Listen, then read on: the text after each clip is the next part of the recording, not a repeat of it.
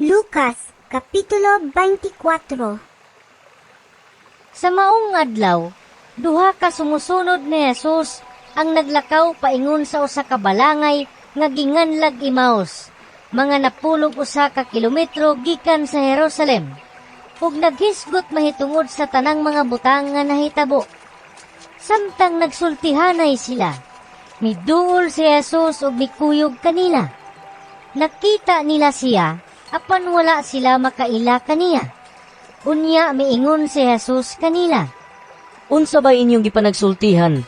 Samtang naglakaw kamo? mihunong sila nga subo ang panagway, ug ang usa kanila nga ginganlag Cleopas nangutana kaniya. Ikaw ra siguro'y bisita sa Jerusalem nga wala mahibalo sa mga nahitabo didto ni ining pipila ka adlaw nga milabay. Unsang mga hitabo ah? Nangutana siya. Ang nahitabo kang Jesus nga Nazaretnon. Mitubag sila. Usa siya ka propeta nga gamhanan sa pulong ug sa buhat atubangan sa Dios ug sa tanang mga tao. Ang mga kadagkuan sa mga pari ug ang mga pangulo mitugyan kaniya aron silutan siya sa kamatayon ug gilansang nila siya sa krus. Naglaom unta kadto kami nga siya mao ang muluwas sa Israel. Labot pa niini, ikatulong adlaw na karon sukad kini nahitabo. Ug pipila sa mga babae nga among mga kauban, nakapakurat ka namo. Nangadlawon sila pag-adto sa lubnganan, apan wala nila hikaplagi dito ang iyang lawas. Ug namalik sila, ug nanugilon nga nakakita ko na sila panan-awon.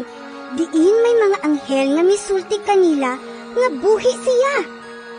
Ug pipila sa among mga kauban, nangadto sa lubnganan, ug nakaplagan nila kini, sumala gayud sa gisugilon sa mga babae.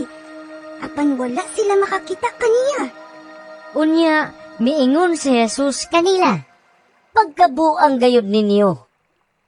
Pagkadugay ninyong mutuo sa tanang gisulti sa mga propeta.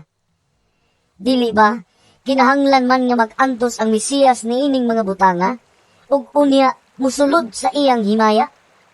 Ug gipasabot ni Jesus kanila, ang gisulti mahitungod kaniya sa tibuok kasulatan, sugod sa mga basahon nga gisulat ni Moises, hangtod sa mga sinulat sa tanang propeta. Niadtong tungura, duol na sila sa balangay nga ilang adtuan, ug daw nagpasabot si Jesus nga mopadayon lang siya sa unahan. Apan gihawiran nila siya og giingnan. Anilang ta mamahulay, kay hapit na magabi.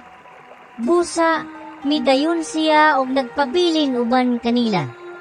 Sa ila ng pagpanihapon, gikuha niya ang pan ug gipanalanginan kini, unya gipikas-pikas ug gihatag kanila.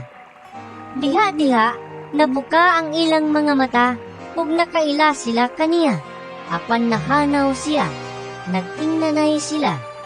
Dili ba ingon sa may kalayo nga nagdilaab sa atong kasing-kasing sa dihang nagsulti siya o nagpatinaw kanato sa kasulatan dito sa dalan?